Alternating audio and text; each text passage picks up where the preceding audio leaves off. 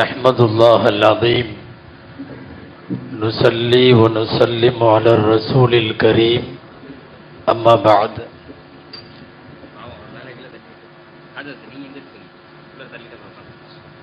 فقد قال الله سبحانه وتعالى في كلامه القديم والفرقان الحميد أعوذ بالله من الشيطان الرجيم بسم الله الرحمن الرحيم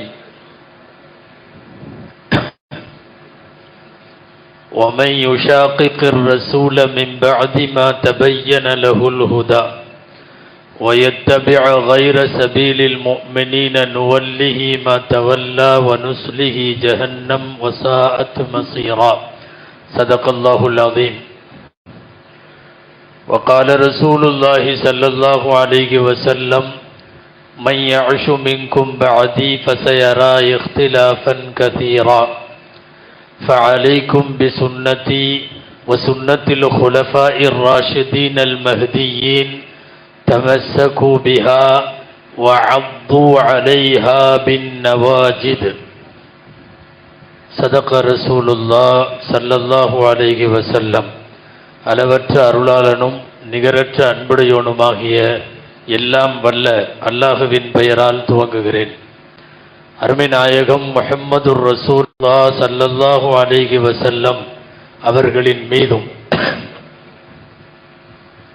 நற்பாக்கியங்கள் நிறைந்த அவர்களுடைய உம்மத்தின் மீதும் குறிப்பாக இந்த உயர்ந்த மஜ்லிஸிலே வீற்றிருக்கிற நம் அனைவர் மீதும் எல்லாம் வல்ல அல்லாஹுவின் நல்லருள் என்றென்றும் நிறைவாக உண்டாவதாக. ஆமீன். கண்ணியத்திற்குரிய விழா தலைவர் ஹஜ்ரத் கிப்லா தாமத் பரகாத்துஹும்,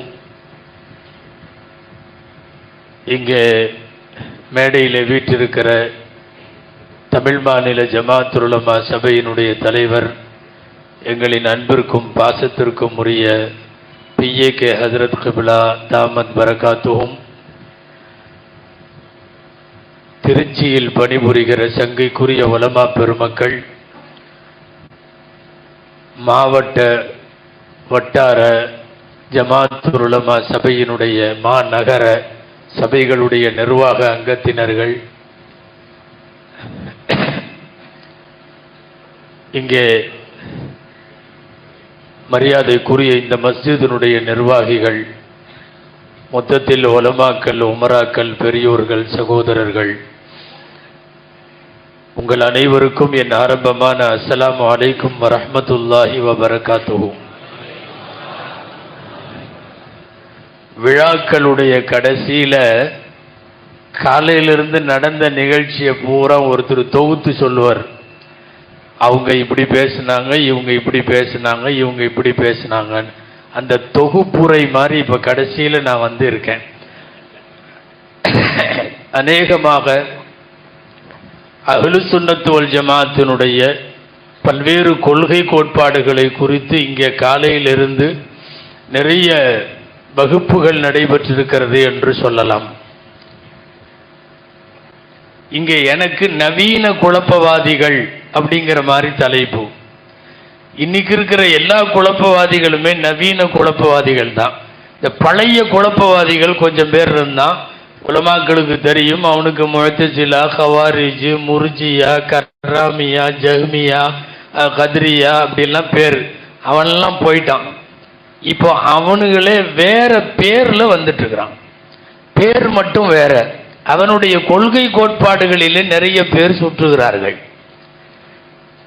ஒரு சில உங்களின் கவனத்துக்கு இந்த நேரத்தில் தர வேண்டிய சில செய்திகளை மாத்திரம் நான் உங்களுக்கு முன்னாலே ஒரு குறைந்த நேரத்தில் கொண்டு வர முயற்சிக்கிறேன். அல்லாஹ் அருள் புரிவானாக. பொதுவா விரோதிகள் வெளியில இருந்தால் பிரச்சனையே இல்லை. நமக்கு தமிழ்நாட்டில் அல்லது இந்திய அளவில் அல்லது அகில உலக அளவில் யார் யார் எதிரிகள் என்பது நமக்கு தெரியும். அவன் இஸ்லாத்தை அழிக்க பாடுபடுவது நமக்கு தெரியும்.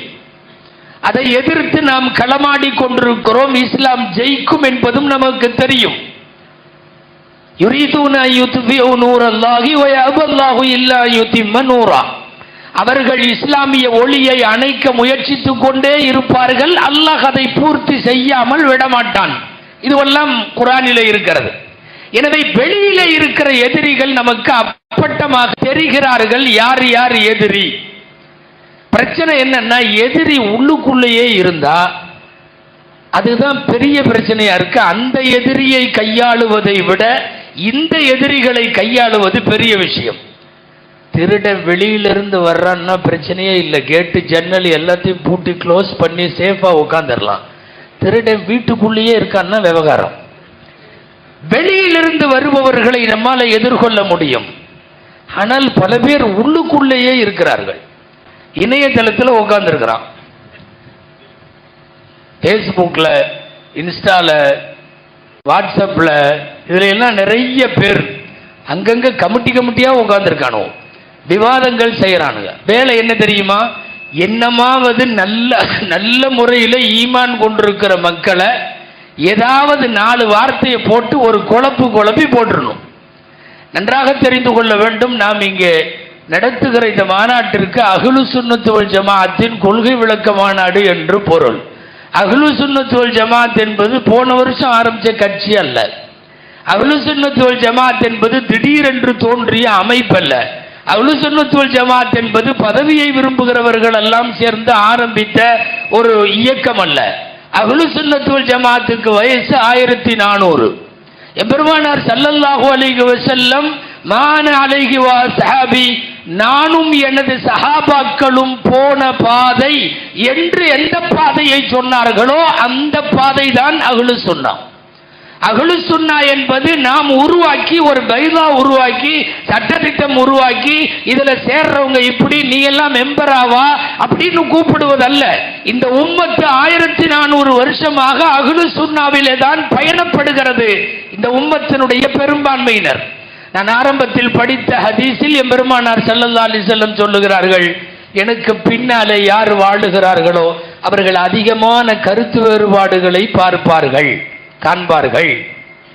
அப்ப என்ன செய்யணும்? ரசூலுல்லாஹ் அதையும் சொல்றாங்க, எனது வழிமுறையை பின்பற்றுங்கள், குலபாய ராஷிதீன்கள் என்கிற நேர்வழி பெற்ற கலீஃபாக்களை பின்பற்றுங்கள்.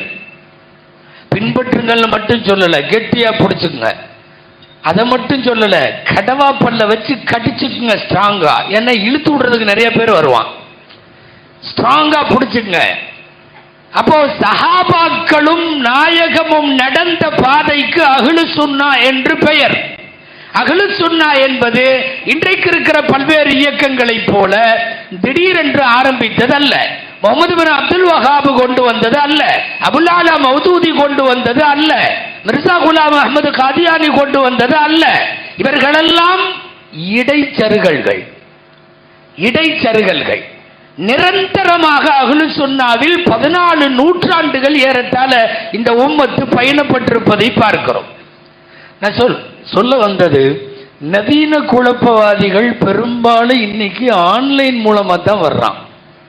ஆன்லைன்ல எழுதுறது இப்பெல்லாம் என்ன ஆயிடுச்சுன்னா, இந்த பொதுவா இருக்கிற கட்டண கழிப்பிடத்தினுடைய சுவர்ல எழுதுற மாதிரி ஆயிடுச்சு. எவனுக்கெல்லாம் நல்ல முறையில் எழுத முடியாதோ, எழுத தெரியாதோ, எழுதி வரக்கூடிய விவாதத்தையும் கருத்தையும் எதிர்கொள்ள முடியாதோ அவனெல்லாம் என்ன பண்ணுவான் தெரியுமா? அவனா உட்காந்து எழுதிக்குவான் வீட்டில். அந்த மாதிரி கழிவறை சுவர்களில் கண்டதையும் எழுதி வைக்கிற ஒரு சுவர் மாதிரி ஆயிடுச்சு இன்னைக்கு வாட்ஸ்அப்பு, இன்னைக்கு ஃபேஸ்புக்கு, இன்னைக்கு இருக்கிற சமூக வலைத்தளங்கள் எல்லாமே. ஆன்லைன் வந்ததற்கு பிறகு இந்த குழப்பங்கள் ரொம்ப அதிகம். ராத்திரி 12 மணிக்கு என்னமாவது ஒன்றை போட்டுட்டு இது கூடுமான்ட்டு அவன் படுத்துருவான். ஃபஜ்ர் வரையும் இங்கே ஒரு குரூப்பு கூடுமா கூடாதான்னு விவாதத்துக்கு வந்து ஃபஜ்ருக்கு காமன் சொல்றப்ப தான் இந்த விவாதமே தேவையில்லைன்ற மட்டும் வருவான். ஆன்லைன் வந்ததற்கு பிறகு இந்த விஷயங்கள் ரொம்ப பெருசாயிருக்கு. சரி, நம்ம ஆளுக தான் ஏதாவது மார்க்க விஷயம் சட்ட விஷயம்ங்கிறப்போ உலமாக்கள்கிட்ட போய் கேட்கணுமா இல்லையா? நீங்க கட்டடம் கட்டணும், இணையதளத்தில் ஆன்லைன்ல அஜர்த்து சொன்ன மாதிரி கூகுளில் அடிச்சு யாரும் கட்டடம் கட்டுறதில்லை. நேராக இன்ஜினியரை கூப்பிட்டு மேஸ்திரியை கூப்பிட்டு ரேட்டு பேசி இவ்வளவு ஸ்கொயர் ஃபீட்டுன்னு ஒப்படைக்கிறீங்களா இல்லையா? காய்ச்சல் வந்துருச்சு அல்லது வேற ஏதாவது ஒரு பெரிய வியாதி வந்துருச்சு, கூகுள்கிட்ட கேட்டு நீங்களாம் மருத்துவம் பார்க்கறது இல்லை, டக்குன்னு டாக்டர்கிட்ட போயிடுறீங்களா இல்லையா? மருத்துவம் என்றால் டாக்டரிடம் போகிறான், கட்டிடம் கட்ட வேண்டும் இன்ஜினியரிடம் போகிறான், ஏதாவது கேஸ் வழக்கு சமாச்சாரம் வாதம் பிரதிவாதம்னா வக்கீல்கிட்ட போயிடுறான், மார்க்க விஷயம்னா கூகுள்கிட்ட போயிடுறான். பிரச்சனை அதுதான். உங்களுக்கு நீங்கள் என்ஜினியர்களிடம் போவது சரினா, மருத்துவர்கள்ட்ட போறது சரினா, வக்கீல்கிட்ட போறது சரினா, நீங்கள் உலமாக்கள்கிட்ட தான் கேட்கணும். இவங்களா போய் நேரடியா இது கூடுமான்னு அடிக்க வேண்டியது. அங்க நிறைய குப்பை வந்து ஒழுகும், குப்பையா கொட்டும். அந்த குப்பையில இருந்து இவன் எதையாவது எடுத்துட்டு இவன் தானா ஒரு முஃப்தியாயி ஆலிமாயி அவன் எக்கச்சக்க பத்துவாவெல்லாம் கொடுத்து அங்க இருக்கிறத இவன் 10 பேருக்கு ஷேர் பண்ணி விடுவான். அந்த ஹதீஸுகளை தரம் பிரிக்க உங்களுக்கு தெரியுமா? ரசூலுல்லாஹி ஸல்லல்லாஹு அலைஹி வஸல்லம் நின்று கொண்டு சிறுநீர் கழிப்பதை தடுத்தார்கள். திருமதி ஷெரீஃப்ல வருது. இவன் பாட்டில் இவனுக்கு அந்த ஹதீஸ் மட்டும்தான் கண்ணில் பட்டிருக்கும், இவன் தட்டிடுவான். கொஞ்சம் தள்ளி பார்த்தா நபி ஸல்லல்லாஹு அலைஹி வஸல்லம் அவர்கள் ஒரு தடவை நின்று கொண்டு சிறுநீர் கழிப்பதை நான் பார்த்தேன். புகாரில தான் ரெண்டுமே இருக்கு. இவன் ரெண்டையும் படிச்சான்னா நிக்கிறதா உட்கார்றதான்னே தெரியாது. ரெண்டுக்கு இடையில ஏதாவது தான் பண்ணணும். மேலோட்டமாக ஹதீஸுகளை பார்த்து விட்டு ஷேர் பண்ணி விடுறான். இதெல்லாம் இன்றைக்கு இருக்கிற ஆன்லைன் குழப்பவாதிகள் என்கிற நவீன குழப்பவாதிகளால். நீங்க சிஹாசித்தா புகாரி முஸ்லிம்லயே இருக்குது, பக்ரீத்தினுடைய இறைச்சியை காய வச்சு உப்பு கண்டமா சாப்பிட வேண்டாம், நபி ஸல்லல்லாஹு அலைஹி வஸல்லம் தடுத்தாங்கன்னு இருக்கு ஒரு ஹதீஸ். அதுக்கப்புறம் கொஞ்சம் தள்ளி போனீங்கன்னா அது முதல்ல இருந்துச்சு, இடையில நீ வெளியூருக்கு போயிருந்த அப்போ ரசூலுல்லாஹ் அதையெல்லாம் இது பண்ணிட்டாங்க, இப்ப சாப்பிடலான்னு அந்த பக்கம் இருக்குது. இவன் கண்ணுக்கு ரெண்டும் பட்டுட்டா பரவாயில்ல, இவன் முதல் ஹதீஸை மட்டும்தான் பார்ப்பான். ஏய் உப்பு கண்ணு திங்க கூடாதான், பக்ரீத் நேரத்தில் அடிச்சு விட்டான்னா அது ரொம்ப வேலை செய்யுது, நிறைய எல்லாம் ஸ்டாக் பண்ணி வச்சிருக்கிறோம். ஏதாவது ஒரு ஹதீஸை எடுத்து எங்காவது தட்டி விட வேண்டியது. நீங்கள் எவ்வளவு நாளைக்கு ஆன்லைன்ட்ட நேரடியா கேட்பீங்க? இப்போலாம் பேரு வைக்கிறதுக்கே வந்து அஜர்த்திட்ட வர்றதில்லை நிறைய பேர். முஸ்லிம் இஸ்லாம் முஸ்லிம் பியூட்டிஃபுல் நேம்ஸ் அப்படின்னு அடிக்கிறான் கூகுள்ல. அது ஊர் பலாவை பூரா கொட்டுது, என்னென்னமோ பேர். அதை பூரா எடுத்துட்டு போய் வீட்டில் உட்காந்து இவனா ஒரு முடிவு பண்ணி அஜர்த்து வாயிலையும் நுழையாத ஒரு பேர் சொல்றான். அதை கடைசியில் அவர் வைக்கிற மாதிரி இருக்கு. இப்ப இதெல்லாம் என்னன்னா ஆன்லைனினால் வந்த குழப்பங்கள். அன்பிற்குரியவர்களே, இஸ்லாத்தின் மீது அதிருப்தி கொண்டு இஸ்லாத்தை விட்டு வெளியேறி விட்டவர்கள், ஆனா பெயர் முஸ்லிம்கள், அவன் உள்ளுக்குள்ள உட்கார்ந்து நிறைய குழப்பங்களை செய்கிறான். கேள்விப்பட்டிருக்கலாம் நீங்கள், கடுமையான விவாதத்திற்கு கடந்த ஆண்டு உரித்தான எக்ஸ் முஸ்லிம்ஸ் அப்படின்னு சொல்லி ஒரு குரூப் உள்ள இருக்கு. இவர்களை அதிகமாக நீங்கள் இணையதளங்களில் சமூக வலைத்தளங்கள்ல பார்க்கலாம். எக்ஸ் முஸ்லிம்ஸ் என்னன்னா முன்னாள் முஸ்லிம்களாம், அதாவது எப்பவோ இருந்திருக்கான், அவனே ஒத்துக்கிறான், நாங்கெல்லாம் வெளியே போயிட்டோம். வெளியே போனவன் உனக்கு எது பிடித்ததோ அதற்கு போய்விட வேண்டியது தானே, அதுக்கு போறதில்லை. இங்க வந்து நின்று இது சரியில்லை, எதற்காக ஹிஜாப் என்பது கட்டாயமா, ஏன் ஆணுக்கு 2 பெண்ணுக்கு 1, அகீகால ஏன் அப்படி, வாரிசுரிமை சட்டங்கள்ல ஏன் இப்படி, பலதார மனம் என்பது எதனால் தேவை, இதெல்லாம் காலங்காலமாக பதில் சொல்லி அழுத்து உளுத்து இத்து போன மேட்ரு. அதை எடுத்து எக்ஸ் முஸ்லிம்கள் சார்பாக களங்களில் பதிவு செய்கிறார்கள். ஒரு ஆண் மட்டும் 4 பெண்ணு கல்யாணம் பண்றப்போ ஒரு பெண்ணு 4 ஆணு ஏன் கல்யாணம் பண்ணக்கூடாது, புது சிந்தனையை உருவாக்கி விடுறானு உள்ள. இதெல்லாம் பல காலங்களாக ஏற்கனவே பதில் சொல்லப்பட்டது. வட்டி ஏன் கூடாது, ஷேர் மார்க்கெட்ல இருக்கிற ஏன் கூடாது, இன்சூரன்ஸ் ஏன் கூடாது, இன்னைக்கு இருக்கிற ஹெல்த் இன்சூரன்ஸ் எல்லாம் கட்டாயம் தானே.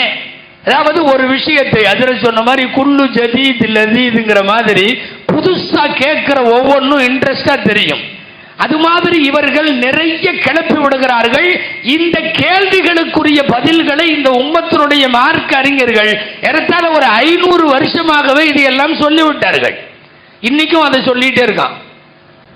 அரபியில தான் குத்துபா ஓதணுமா? எல்லாத்துக்கும் விளங்குற மாதிரி தமிழ்ல ஓதலாமல்ல? இதை ஆமான்னு சொல்றதுக்கு 4 பேர் இருப்பான், இதை கிளப்பி விடுறதுக்கு 4 பேர் இருப்பான்.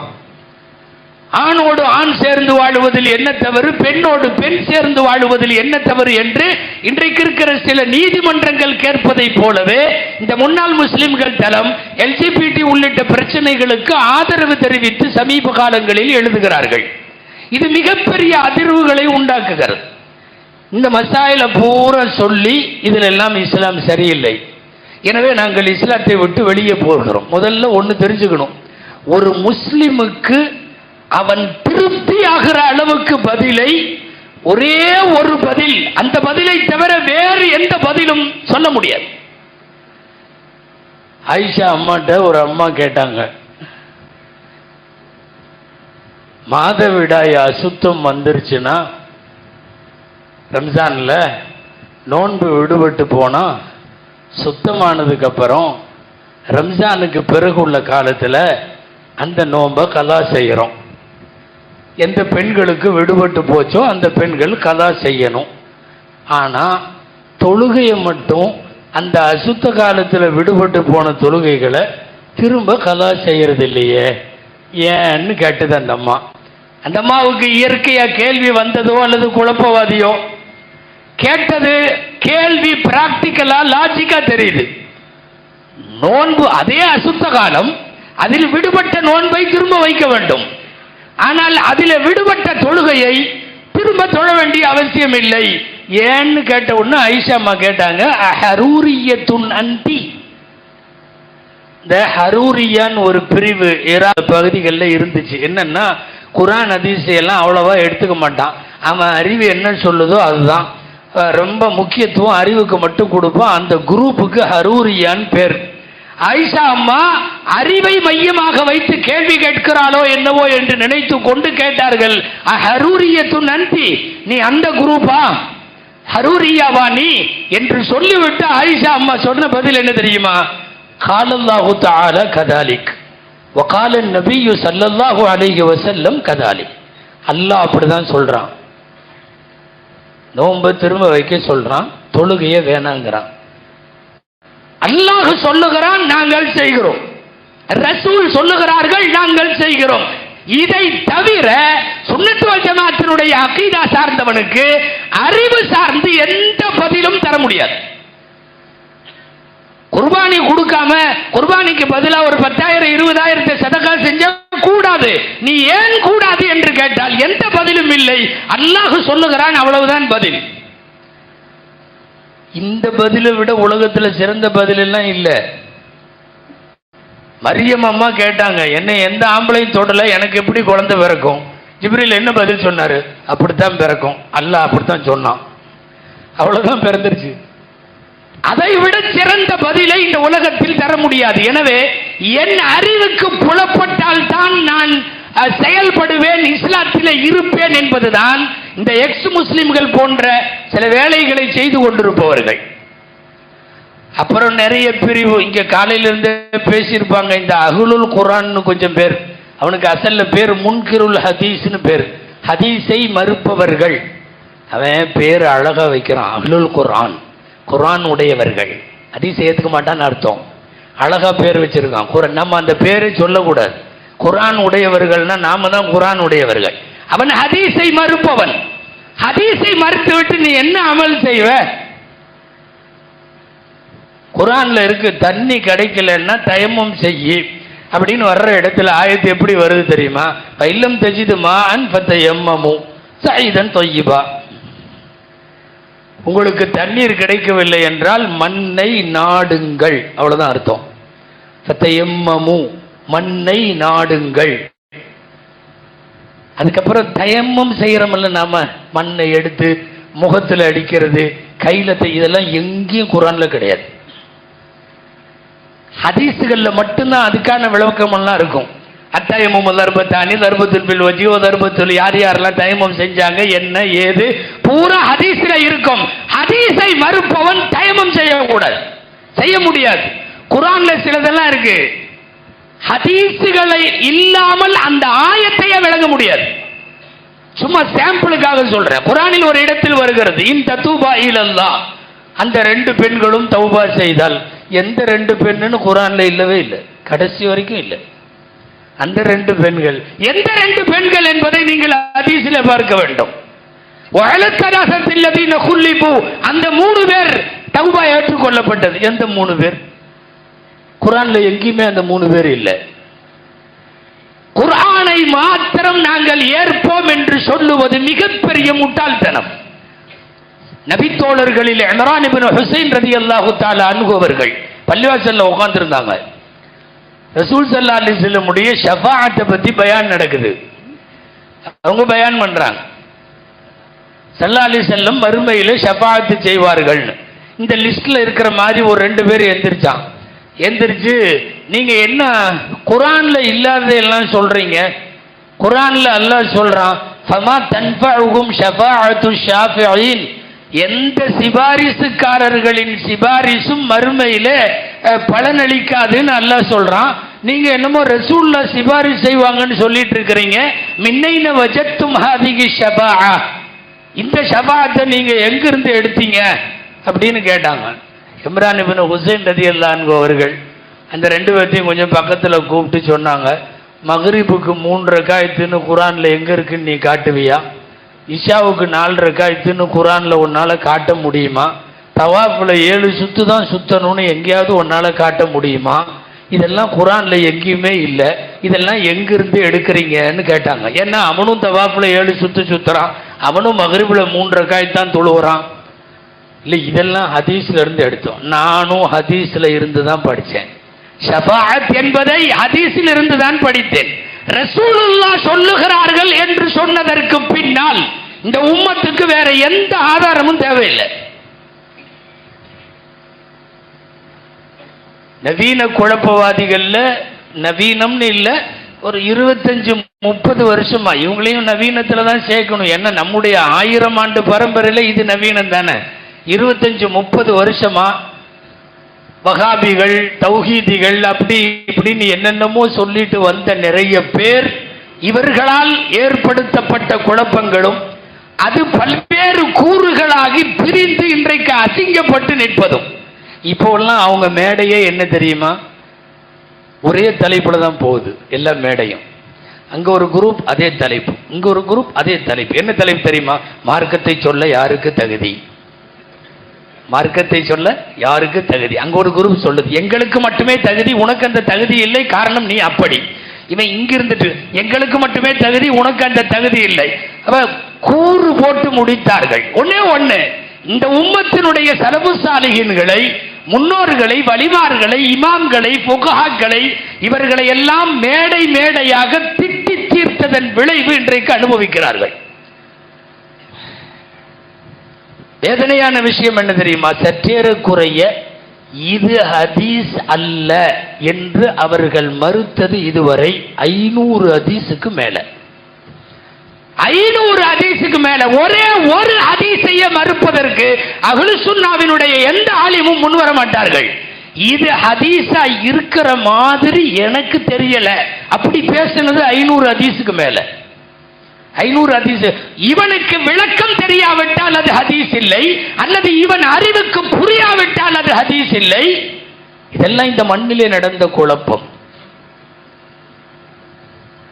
கியாமத்து நாளைக்கு முன்னாடி என்னென்னவெல்லாம் நடக்கும்னு ஒரு ஹதீஸ் இருக்குல்ல, அதுல ஒரு ஹதீஸ்ல 40 அடையாளங்களை சொல்லுவாங்க நபி ஸல்லல்லாஹு அலைஹி வஸல்லம்.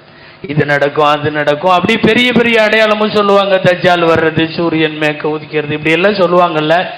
அதுல கடைசியா ஒரு அடையாளம் ரசூலுல்லாஹ் சொல்றாங்க. என்ன அடையாளம் தெரியுமா? கியாமத்து நெருங்கிருச்சுங்கிறதுக்கு அடையாளம் லஅனு ஆகிரி ஹாதிகில் உம்மத்தி அவ்வலஹா. இந்த உம்மத்தில் கடைசியாக வருகிற சில பேர் முன்னாலே வந்து போனவர்களை திட்டுவார்கள். இன்னைக்கு இந்த வேலையை செய்யற குரூப் யாருன்னு உங்களுக்கு தெரியும். இப்போ உட்கார்ந்துட்டு முன்னாடி வந்துட்டு போன நம்முடைய சலஃபு சாலிஹீன்களை, முன்னோடிகளை, இமாம்களை, ஃபுகஹாக்களை, முஹத்திஸீன்களை, ஆரிஃபீன்களை எல்லாத்தையும் உட்கார்ந்து திட்டுறான். லஅனு ஆகிரி ஹாதிகில் உம்மத்தி அவ்வலஹா, கடைசியாக வருபவன் வந்த முன்னோர்களை திட்டுவான் என்பதெல்லாம் இதுல உள்ளதுதான். மௌதூதி போன்றவர்களுடைய கருத்து புரட்சிகரமா இருக்கலாம். கல்வி அது இது நவீனம் எல்லாம் ஓகே தான். ஆனால் பல அடிப்படை விஷயங்களில் அஹ்லு சுன்னாவிடமிருந்து வேறுபடுகிறது. ஜமாத்தை இஸ்லாமிகள் விஷயத்தில் நமக்கு தெளிவு தேவை. அல்லது அவர்கள் என்ன நிலைப்பாட்டில் இருக்காங்கிறத அவங்க தெளிவுபடுத்தணும். நபிமார்கள் குற்றம் புரியலாம், இது அவங்களுடைய கொள்கை. நல்லா தெரிஞ்சுங்க. 1000 ஆண்டு அஹ்லு சுன்னாவினுடைய கருத்து என்ன தெரியுமா? பாவங்களை விட்டும் பாதுகாக்கப்பட்டவர்கள் நபிமார்கள். நபிமார்கள் பாவம் செய்ய மாட்டார்கள். அவங்க பாவம் செய்யறதுன்னு நீ சொல்லிட்டீன்னா the basic of Islam, fundamental of Islam அடிபட்டு போயிடும். இஸ்லாத்தினுடைய அடிப்படையே ஆடி போய்விடும். அந்த ஆடி போய்விடுகிற கருத்து எல்லாத்தையுமே காலையிலிருந்து எல்லாம் பேசியிருப்பாங்க. டாக்டர் ஜாகிர் நாயக் ஒரு பெரிய இஸ்லாமிய அழைப்பாளி என்று உலகம் போற்றுவதை நம்ம குறுக்க வரல. அவருடைய ஆங்கிலமும் ஃப்ளூயன்ஸும் அதுவும் இதுவும் எல்லாம் இல்லை. அதுல ஈர்க்கப்பட்ட நிறைய பேர் இருக்கிறாங்க. இந்த சபையிலையும் கூட அற்புதமா பேசுறார். கம்பேரிட்டிவ் ஆஃப் ரிலிஜியன்ஸ் சொல்லி ஒரு மதத்திற்கும் இன்னொரு மதத்திற்கும் இடையில கம்பேர் பண்ணி பேசுறதுல அவர் மிகப்பெரிய எக்ஸ்பர்ட்டா இருக்கலாம். நம்ம அதையெல்லாம் மறுக்கல. ஆனா ஒண்ணு தெரியுமா? காலங்காலமாக பள்ளிவாசல் திண்ணைகளில் நாம் மார்க்கத்தை சொல்லுகிறோம். இன்னைக்கு அவங்கெல்லாம் ஸ்டார் ஹோட்டல்ல உள்ள பெரிய சூட்ல தான் மார்க்கத்தை சொல்றாங்க. தீன் என்பது பள்ளி வளாகத்தில் சொல்லப்படுவது, பள்ளிவாசல்களின் திண்ணையில பேசப்படுவது, பள்ளிவாசல்களின் மெஹராபிலும் மெம்பரிலும் பேசப்படுவது. 5 ஸ்டார் ஹோட்டல்ல கட்டணம் கட்டி வந்து உட்கார்ந்து இருக்கிறவங்களுக்கு மட்டும் நான் இஸ்லாத்தை ரொம்ப தெளிவா தெரியப்படுத்துறேன்னு சொல்றதெல்லாம் சரியான இஸ்லாமிய அழைப்பாக இருக்க முடியாது. எம்பெருமானார் ஸல்லல்லாஹு அலைஹி வஸல்லம் விஐபிகளுக்கு மாத்திரம் பயான் பேசல. அதுல உள்ளவர்கள் யோசிக்க வேண்டும். திடீர்னு அவங்களும் புது மசாயெல்லாம் கொண்டு வர்றான். சமீபத்தில் 2 வாரத்துக்கு முன்னாடி டைரக்டா ஜும்மாவில் பரல் தான், எந்த சுண்ணத்தும் இல்லை அப்படின்ட்டான். இது என்னடா வம்பா இருக்கு? அங்கங்க சுண்ணத்து தொழுகிறாங்க. இதுல பல பள்ளிவாசல்ல 5 நிமிஷம் இடைவெளி வேற கொடுக்குறாங்க. திடீர்னு டைரக்டா பரல் தான் அப்படின்னு. என்ன தம்பி என்ன சொல்ற? இல்ல அவரு நாயகம் சொல்லிட்டாரு. அப்ப நாயக் சொன்னா சரியத்து இல்ல, நாயகம் சொன்னா தான் சரியத்து. அவரு திடீர்னு சுண்ணத்து இல்லைன்ட்டாருன்னா நீ ஒரு சீட்டு தூக்கிட்டு வர்ற. சரியத் என்பது நாயகம் சொல்ல வேண்டும். இப்படி நிறைய மார்க்கத்தினுடைய ஃபிக்ஹ் சட்டங்கள் என்கிற உருப்பிரிவுகளிலே வந்து குழப்பத்தை விளைவிக்கக்கூடியவர்கள் எல்லாம் இப்போது நிறைய பேர். நவீன குழப்பவாதிகள்னு சொல்லியிருக்கிறதுனால என் ஞாபகத்தில் வருது. நம்ம கொஞ்சம் அசஞ்சோன்னு வைங்களேன். நான் சொல்றது சுன்னத்துவல் ஜமாத்தை சார்ந்தவர்களையும் சுன்னத்துவல் ஜமாத்தினுடைய உலமாக்களையும் சொல்றேன். கொஞ்சம் அசஞ்சம்னா நிறைய மசாயில் இருக்கிறத குழி தோண்டி புதைச்சிருவாங்க, புதுசா ஏதாவது நிறைய கொண்டு வந்துருவாங்க. நான் அடிக்கடி சில பட்டமளிப்பு விழாக்கள்ல சொன்னது உண்டு. ஒரு ஆளு சென்னையில் உயர்நீதிமன்ற வழக்கறிஞர், சீனியர் அட்வொகேட். இதை சொல்லும் போதே சில மூத்தவங்களுக்கெல்லாம் ஒரு பேர் தெரிஞ்சிருக்கும். சீனியர் அட்வொகேட், சமீபத்தில் மவுத் ஆயிட்டார். எங்கள்கிட்ட அவர் ஆர்கியூ பண்றார், விவாதம் செய்கிறார். எவ்வளவு அழகா வக்கீலா இருக்கிறதுனால விவாதம் அழகா செய்வார்ல, ரொம்ப அழகா வாழைப்பழத்துல ஊசி ஏத்துற மாதிரி பேசுறார். அதுல குரான்ல நிறைய இடத்துல இந்த மாமலக்க தைமானுகும்னு வருது. அதுக்கு என்ன அர்த்தம்? நிறைய இடத்துல வருதில்ல, இல்ல அல அஸ்வாஜியும் அவுமா மலக்க தைமானுகும். ஒரு மனிதன் தன்னுடைய பாலியல் உறவை, உடல் உறவை மனைவியிடம் நிறைவேற்றி கொள்ளட்டும் அல்லது அடிமை பெண்ணிடம் நிறைவேற்றி கொள்ளட்டும். இதை தவிர வேற எந்த வகையான பாலியல் உறவுகளும் கூடாது. இல்ல அல அஸ்வாஜியும் அவுமா மலக்க ஐமானுகும், அப்படிதான் வருது. இவர் கேட்கிறார், மாமலக்க தைமானுகும்னா என்ன அப்படின்னா? அதான் அதுல தமிழ்ல நான் பார்த்தேன் தர்ஜுமாவில், வழக்கரம் சொந்தமாக்கி கொண்ட அடிமை பெண்கள் அப்படின்னு போட்டிருக்கிறீங்க. அப்படின்னா என்ன? அதாங்க அடிமை பெண்கள் அந்த காலத்துல போர் நடக்கும், போர் முடிஞ்சதுக்கு அப்புறம் கைதி செஞ்சுட்டு வர்ற பெண்கள் அடிமை பெண்கள். அவங்கள ஒவ்வொருத்தரும் எடுத்துக்குவாங்க, அவங்க பயன்படுத்திக்குவாங்க. சரிங்க ஹஜ்ரத், இன்னைக்கு இருக்காங்களா? அவர் எதுக்கு கேட்கிறாரோ, அவருக்கு என்ன தேவையோ, ஆனா கேட்ட கேள்வி இதுதான். இன்னைக்கு மாமலக்க தைமானுகும் இருக்காங்களா? நான் சொன்னேன் இல்லை, இன்னைக்கு இல்லை. அப்படின்னா அந்த ஆயத்து குர்ஆன்ல வேஸ்டா தெரியுதே ஹஜ்ரத். நம்ம கொஞ்சம் உஷாராயிட்டோம். இந்த எங்கேயோ வர்றாரு, எங்கேயோ அடிமடியில கை வைக்கிறது தான் வர்றாரு போல தெரியுதுன்னு புரியுது. இல்ல வக்கீல் சாப், நீங்க என்ன சொல்றீங்க? இல்ல ஹஜ்ரத், மாமலக்க தைமானுகும்னு குர்ஆன்ல ஒரு இடத்துல இல்ல, நிறைய இடத்துல இருக்குது. ஆனா அதுக்கு இன்னைக்கு அமல்ல வடிவமே இல்லைங்கிறீங்க. கேட்டா ஒரு காலத்துல இருந்துச்சுங்கிறீங்க. அது குர்ஆன்ல எதுக்கு இருக்குது அப்படின்னு யோசனை வருது. சரிங்க, இன்னும் எப்பவாவது ஒரு காலம் வந்து முஸ்லிம்களுக்கும் அரபிகளுக்கும் போர் நடந்து போரிலே கைப்பற்றப்பட்டு மீண்டும் அடிமை பெண்களின் சூழல் என்பது பிற்காலத்தில் உருவானால், இல்ல அது உருவாகிறது வேற. இப்ப இல்ல. அப்ப இன்னைக்கு நடைமுறையில இல்லாத ஒன்றை திருக்குர்ஆன் கையில வைத்திருக்கிறதுன்னு சொல்றது நமக்கெல்லாம் அவமானமா இருக்கல்ல. அது நம்மால் மாதிரியே பேசுறாரு. பேசுறதும் அது அவமானமா இருக்குதல்ல. சரி, என்ன சொல்றீங்க? இல்ல, குர்ஆனுக்கும் அர்த்தம் இன்னைக்கு அமல் இருக்கிற மாதிரி பண்றதுக்கு ஒரு வழி தெரியுது. நீங்க எல்லாம் உட்கார்ந்து உலமாக்கள் யோசனை பண்ணி சொல்லுங்களேன்னார். என்னன்னா, மனைவிகளும் உறவு வைத்துக் கொள்ளலாம், அவுமா மலக்க தைமானுகும் அடிமை பெண்களிடம்ங்கிற இடத்துல வீட்டுல வேலை செய்யும் பெண்கள்னு வச்சுட்டா என்ன?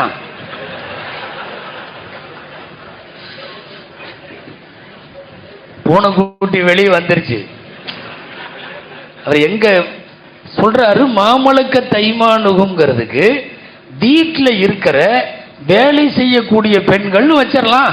அப்படி வச்சு, சரிங்க ஆஜியார், அவர் ஆஜியார் வேற, அதனால சரிங்க ஆஜியார் இப்ப என்ன செய்யலாங்கிறீங்க? இல்ல, இப்படி வச்சிட்டோம்னா அவங்களுக்கும் பாவம் நிறைய பேர் விதவைகளா இருக்கிறாங்க, ஏழைப்பாளைகளா இருக்காங்க, வாடகை கொடுக்கற காசு இல்லாம இருக்காங்க. நாம அவங்களுக்கு ஒரு செலவையும் கொடுத்துருவோம், மனைவி கொடுக்கற மாதிரி உள்ள செலவு அமைப்பையும் கொடுத்துடலாம். அவங்க வாங்கிக்குவாங்க, அவங்களுக்கும் பிரயோஜனமா இருக்கும். நமக்கும் ஒரு கட்டத்துக்கு மேல மனைவியிடம் கிடைக்காதவைகளை அடிமை பெண்கள்கிட்ட, அதாவது இந்த வேலைக்கு உள்ள பெண்கள்கிட்ட நம்ம அடைஞ்சுக்கலாம். அந்த ஏதோ ஒரு ரூட் போட்டார். அவருக்கு என்ன பிரச்சனையோ குடும்பத்தில் அல்லாஹ்வுக்கு தான் தெரியும். அதனால மருகும் ஆயிட்டார். சமீபத்தில் தான் மருகும் ஆனாரு. சென்னை ஹைகோர்ட்டினுடைய சீனியர் அட்வொகேட். நான் வந்து ஒரு பப்ளிக் சபையில் சொல்றேன், இது வந்து இதெல்லாம் இல்லை, பொய்யெல்லாம் இல்லை. அவர் நேரடியாக ஆர்கியூ பண்ண விஷயம். அவர் என்ன சொல்றாருன்னா, நீங்கள் உலமாக்கள் கூடி விவாதியுங்கள், குர்ஆன்ல அந்த இடத்துல மாமலக்க தைமானுகும் எடுத்துட்டு வேலைக்கு அதுக்கே அதை அப்படியே வச்சுட்டு அதுக்கு அர்த்தம் மட்டும் வேலைக்கார பெண்கள்னு வச்சுக்கலாமே இப்படின்னு சொல்லக்கூடிய இந்த மாதிரி குழப்பங்களையும் சிந்தனைகளையும் சார்ந்தவர்கள் நிறைய பேர் சுற்றுகிறார்கள். நவீன குழப்பவாதிகள் என்று பார்த்தால், ஒரே ஒரு செய்தி சொல்லி முடிச்சிருவேன், எனக்கான நேரம் இன்னும் கொஞ்சம் தான் இருக்கு. அப்போ நவீன குழப்பவாதிகள் இந்த மாதிரி நிறைய பேர், சில பேரோட மைண்ட் வாய்ஸ் எனக்கு தெரியுது. என்ன தெரியுமா? அந்த வக்கீல் சொன்னதை நீங்க என்ன சொல்றீங்க?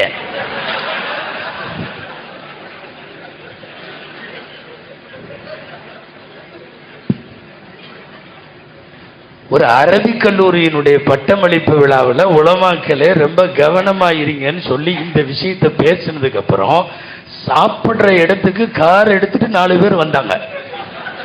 வந்து, அம்மா அவர் சொன்னார்ல, நீங்க அது சம்பந்தமா என்ன நினைக்கிறீங்க? நான் ஒன்னும் நினைக்கல, நீ போயா.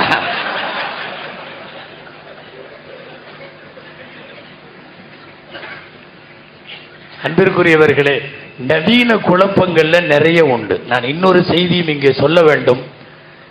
அதாவது சுன்னத்துவல் ஜமாத் என்றாலும் கூட சுன்னத்துவல் ஜமாத்தின் எந்த வரம்பு மீறலையும் நாம் ஏற்க முடியாது.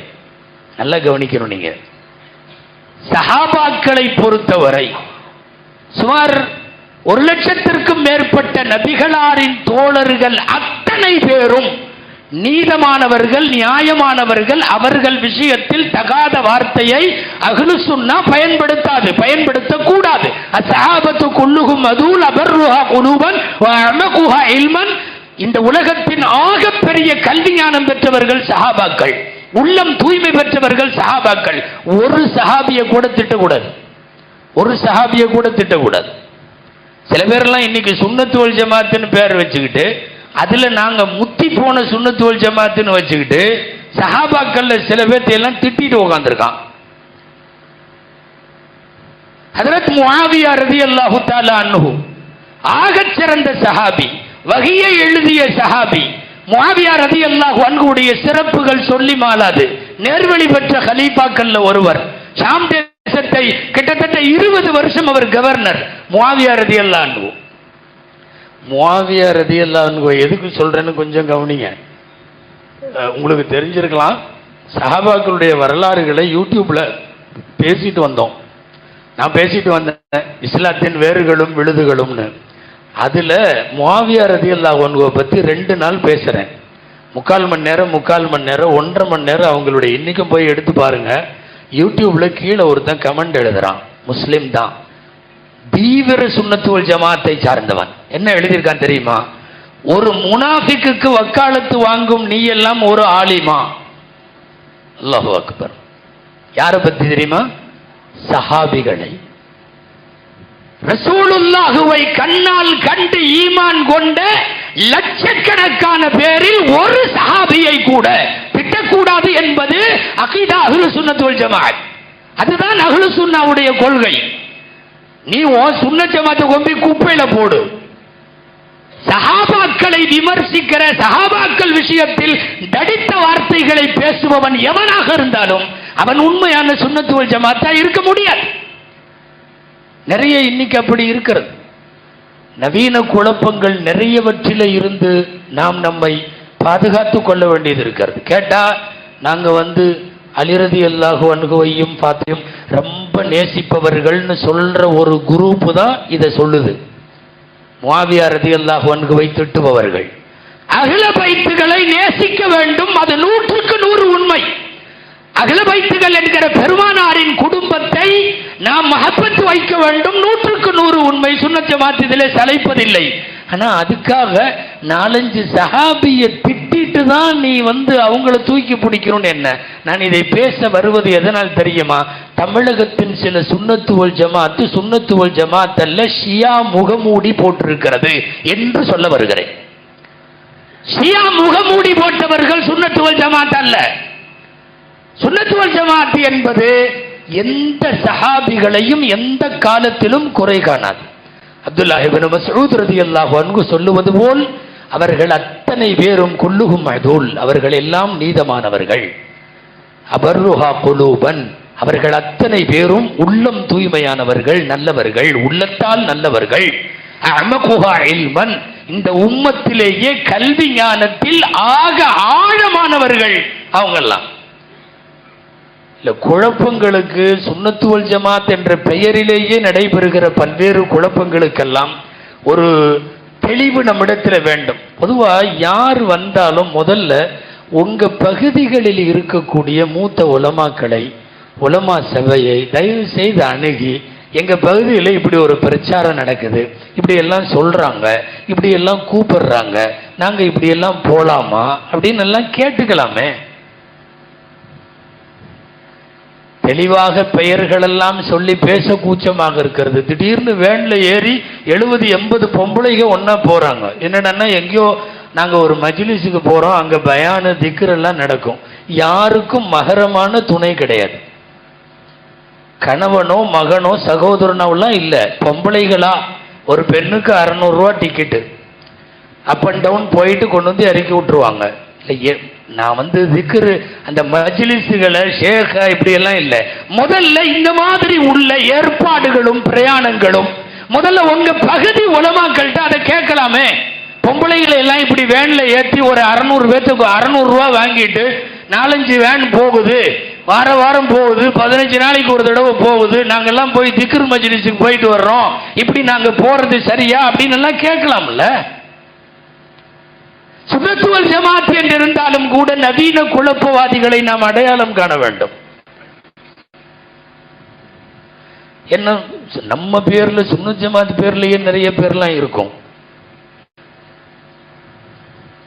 ஒரு ஆளு திடீர்னு அவருக்கு என்ன ஆசை வந்துச்சுன்னு தெரியல, என் மேல பாத்திமா நாயகி வந்துட்டாங்கன்ட்டார்.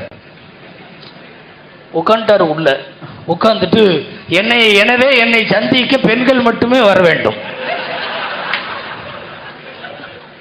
ஏங்க மேல பாத்திமா வந்ததுக்கு அப்புறம் ஆம்பளை சந்திக்க முடியாது.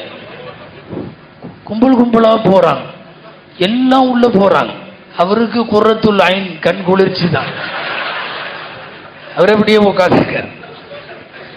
எல்லாம் பெண்கள் மட்டும்தான் வர்றாங்க.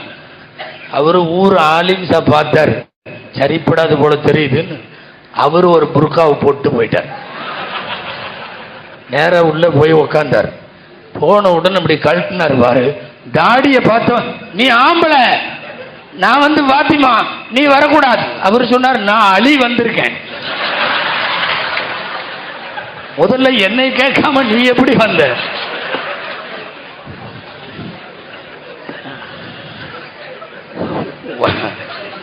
நான் சொல்றது, உன் மேல பாத்திமா வர்றது சரின்னா என் மேல அலி வர்றதும் சரிதான். அப்ப அதனால நான் நீ என்னை கேட்காம எப்படி விட்டு வந்த, வா போலாம். அன்பிற்குரியவர்களே, என்ன சொல்றது, சுன்னத்து வல் ஜமாத் என்கிற பெயரில் நடந்தாலும் நாம் இதுவரை ஒரு 1000 வருஷ காலம் எந்த பாதையில், எந்த ராஜபாட்டையில், எந்த சிராத்த முஸ்தகீமில் நாம் வந்து கொண்டிருக்கிறோமோ அதுல ஏதாவது சின்னதா ஒரு மாற்றம் தெரியுதுன்னா தயவு செய்து உங்கள் பகுதி உலமாக்கள்கிட்ட முதல்ல ஒரு தெளிவு பெற்றுக் கொள்ளுங்கள். இப்படி ஒண்ணு நடக்குது, இது சரியா, நாங்க இதை செய்யலாமா, எங்க பள்ளியில செய்யட்டுமா, எங்க வீட்டுல செய்யட்டுமா, ஒரு மண்டபத்தில் இப்படி செய்யறாங்க, இது கூடுமா, அவர்கள்ட்ட பத்துவா வாங்கிட்டு செய்யலாமே. திடீரென்று யார் கூப்பிட்டாலும் இழுவைக்கு போகிற ஒரு சூழ்நிலையில நாம் இருக்கக்கூடாது அல்லவா? கரெக்டா எனக்கு தரப்பட்ட நேரம் முடிவடைந்து விட்டது.